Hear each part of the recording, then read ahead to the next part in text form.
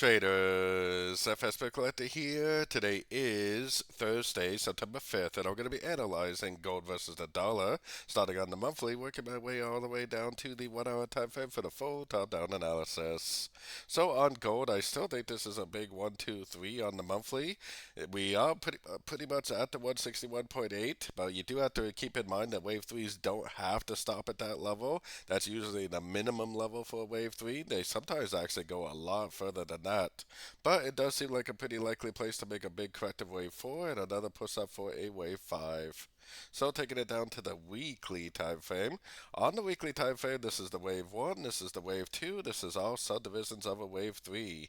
I think it's a 1 of 3, 2 of 3, 3 of 3, 4 of 3, and we're likely now in that wave 5 of 3, which I'm still targeting this 2550 area because that's a 61% Fibonacci projection off the wave 3 projected off the bottom of the wave 4. So taking it down to the daily time frame.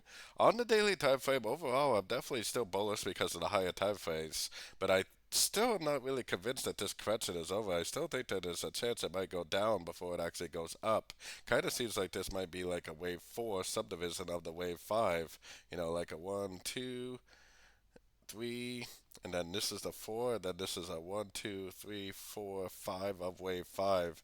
Very, very overlapping, very corrective pattern right now for sure. Going down to the 4 hour time frame, technically the trend is kind of down on the 4 hour time frame. So if it breaks structure to the upside, I would definitely go back to looking for longs. I'd probably be targeting that 2550 area. If it actually rejects this structure, I would actually take it as another short.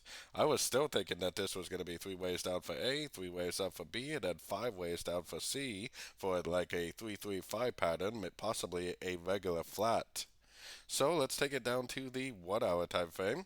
So on the 1 hour time frame, this structure right here is kind of the important structure that I'm watching right now. If it breaks and holds above that structure with momentum, then I definitely would start looking for longs at the end of every single pullback I see, probably taking it up to around the $2,500 area. On the other hand, if it rejects structure and it makes like a big engulfing move to the downside at this structure level, that is where I would actually continue to look for shorts. The 4 hour time frame does kind of lead me to believe that this is going to go down more because I think it's a 3-3-5 pattern like I was explaining on the 4 hour. So if it does reject structure, go short. If it breaks structure, makes a pullback, at the end of that pullback is where I would be looking to go long.